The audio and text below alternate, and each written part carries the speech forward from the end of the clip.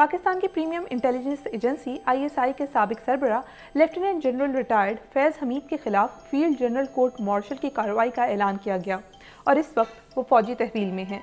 मेरी तरह हो सकता है कि आपके जहन में भी ये सवालात आए हों कि आखिर कोर्ट ऑफ इंक्वायरी क्या है, कोर्ट मार्शल कैसे होता है, किन जराइम की वजह से कोर्ट मार्शल किया जा सकता है और कोर्ट मार्शल में क्या सबको एक जैसी सजाएं मिलती हैं। आखिर कोर्ट ऑफ इंक्वायरी क्या है और कोर्ट मार्शल कैसे होता है। BBC से बात करते हुए कर्नल रिटायर्ड इनामुर रहीम ने कहा कि कोर्ट ऑफ इंक्वायरी एक तफ्तीशी प्रोसेस है। जिस तरह सिविलियन इदारों में फैक्ट फाइंडिंग कमेटी बनाई जाती है, इसी तरह फौज में कोर्ट ऑफ इंक्वायरी अमल में लाई जाती है। उन्होंने बताया कि अगर फौजी अफसर की जानिब से करप्शन या इख्तियारात से तजावुज़ करने का मामला सामने आए तो सेक्टर कमांडर इस मामले की तहकीकात के लिए कोर्ट ऑफ इंक्वायरी का हुक्म देता है। कोर्ट मार्शल की कार्रवाई के बारे में कर्नल रिटायर्ड इनामुर रहीम का कहना है कि एक हाजिर सर्विस लेफ्टिनेंट जनरल की सरबराही में एक अदालत कायम की जाती है जिसमें 2 मेंबर्स के अलावा जैक ब्रांच का नुमाइंदा भी शामिल होता है।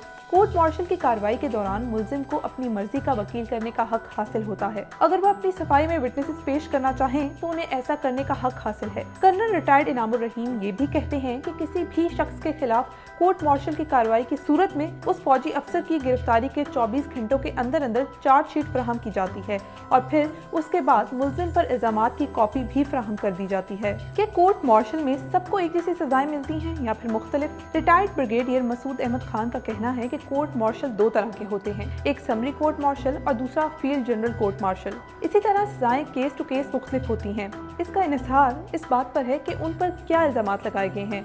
कार्रवाई के बाद अगर जुर्म साबित हो जाए तो 1 साल से लेकर उम्र कैद तक की सजा हो सकती है। हर जुर्म के मुताबिक सजा दी जाती है। उनका ये कहना था कि कुछ केसेस में कैपिटल पनिशमेंट या सजाए मौत भी दी जा सकती है।